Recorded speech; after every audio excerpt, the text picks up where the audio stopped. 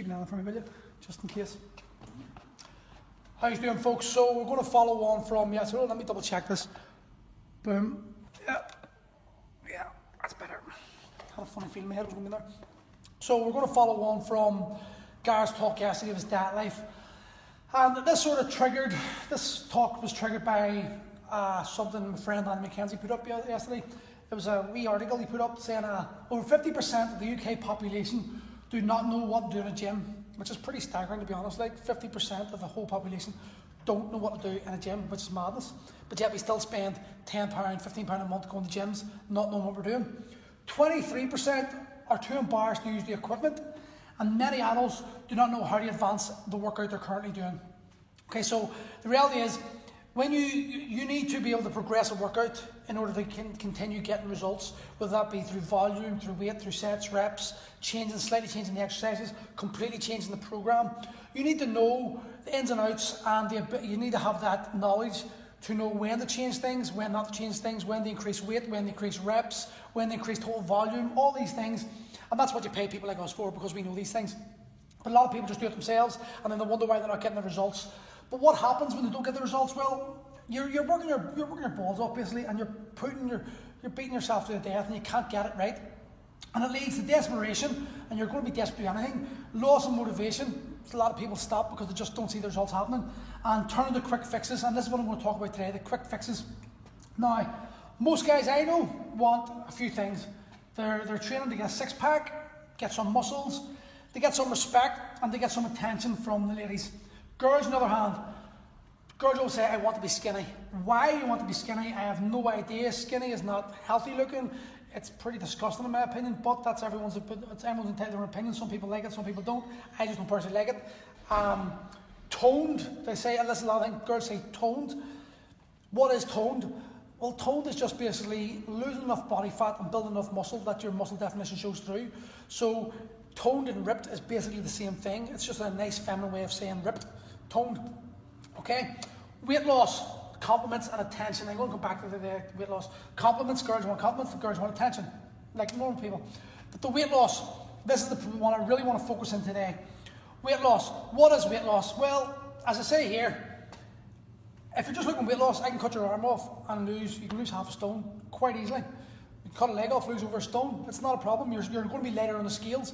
And this is where people define themselves. They go on the scales and they allow the scale weight to define their happiness and if they're going to be in a good mood or a bad mood, if they're success or failure, which is absolute crap. Now, I've put in here water weight to remind myself.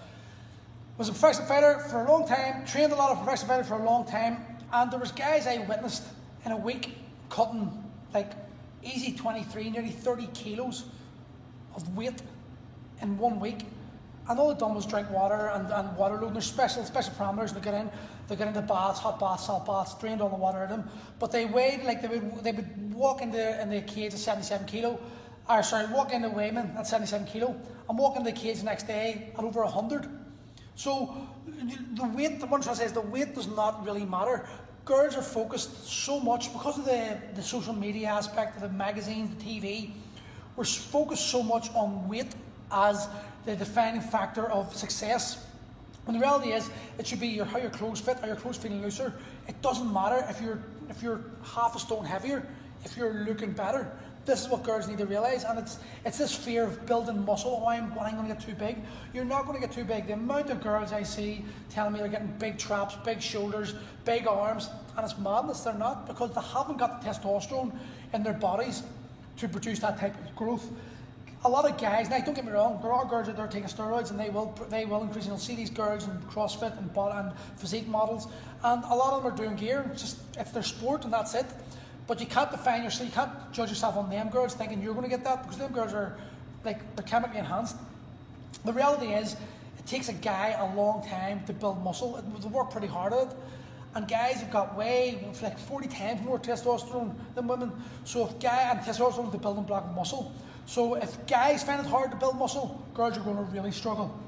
Okay, so when this happens, guys usually turn to steroids, growth hormone, and things like that to allow themselves to get bigger and to get more masculine and macho.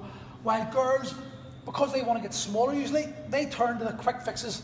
and it'll be like the low carb diets, the juice diets, and then my two pet hates, Slimming World and Weight Watchers. Is their program, is their idea right? Yes, they're trying to get people to lose weight. Is what they're doing right? No, definitely not. I say it's wrong. It's completely wrong because they are only concerned about the scale weight. They're not concerned about fat loss. So I'm going to try not to go too scientific on you because, to be honest, I'm not too scientific myself in this type of stuff. But this is Gareth one. Hold on. Hello, Marie. How you doing?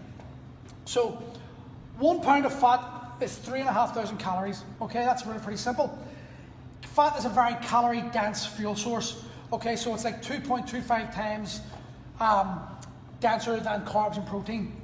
Your body knows it. What it's for. It's a good fuel source and it tries to store it. Okay, a pound of muscle, when metabolized as a fuel source, is only 600 calories.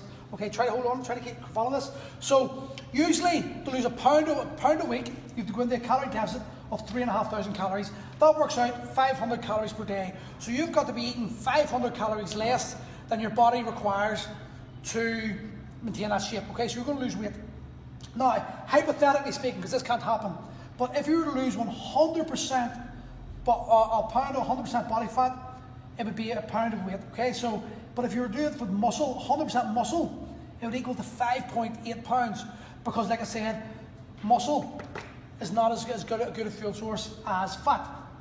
So when you see girls getting into Slimming World and Weight Watchers and they're stepping on the scales and saying, oh, I've lost 8 pounds this week or 6 pounds this week or whatever it is, there's a good chance that a lot of that muscle, a lot of that weight coming off is muscle and water weight, and it's not actually fat, okay? And if it's muscle, it's bad. Because if I'm losing water weight, which is said the fighters, I just rehydrate and that weight goes straight back on. So that's why sweatsuits and all, people who wear these black bags and training and they think they're getting lighter, they're just basically sweating water out of them, and as soon as they'll look lighter in the scales when they step off from that training session, but as soon as they drink a pint of water, that weight's back on them because it wasn't a fuel source, there was no calories in water, it's just basically water weight. Otherwise, it's going to be a lot of muscle they're going to be losing. And when you lose muscle, that means you're not going to have as much muscle, you're not going to be able to, your body's not going to burn as many calories, and you're going to go that sort of soft, fatty sort of feel, okay, as opposed to like a lean, toned shape. Now, to lose, you've got to remember, when you put on weight and you've put on fat, it hasn't happened overnight. And it's not, you shouldn't have any right to think it's going to lose it overnight. It's going to take quite some time to lose. And it's just a case that that's the reality of life. Okay, so these quick fixes, although they may give you instantaneous results, shall we say, of a few pounds a week, the chances are you're going to be burning muscle and you're not going to be burning the fat. And that's why Slimming World and Weight Watchers have all these stop-start cycles where people lose the weight, then they stop going to Weight Watchers or Slimming World, and they start putting on the weight again because they haven't been able to maintain that diet because it's not sustainable. Gareth, you're putting me off that fucking, you're dancing there, mate. So Gareth's doing me dancing in the corner here. So it's not sustainable. So when you start eating normally again, when the body starts fueling again and starts building those calories in, starts building up the fuel, and you start putting the weight back on, you start feeling unhappy again because the weight on the scales went up again. So then you go to Slim World again, you start going their diet again and starts losing it. And again, that cycle continues.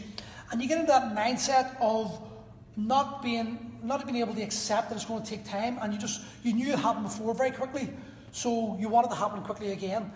But you're going to be in that continuous loop forever until you step out of it and you actually realize that it takes a lot of time to lose fat. Okay, it's going to take, if you're getting a pound a week off you, you're doing really well, and it's going to maintain that over a prolonged period of time. That's going to equate to you having a sustainable body shape, one that you're happy with every single day, without worrying, without thinking, oh God, this clothes going to fit me or that going to fit me. So it's just simply accept where you are today, realize that the actions you've taken beforehand have led to the body you've got now, and instead of going for these quick fixes and just losing pounds, like I said the other day, in your pocket, actually start losing pounds slowly and maintain it over a longer period of time. Eat proper foods 80% of the time. That's all. You want to get yourself down to eating 80-20 ratio of good to bad foods, hitting your calorie intakes, hitting your protein goals, and the rest is just simple gravy. So folks, I hope you understood some of that, and we'll probably go over it again just to reiterate, to get into people's heads a bit easier. But yeah, that's today. Gareth, what do you come up with tomorrow? Today's tomorrow, Thursday. Tomorrow's Thursday. I'm going to talk about simple habits that you can create. Simple habits you can create to help this happen. So, see you tomorrow, folks.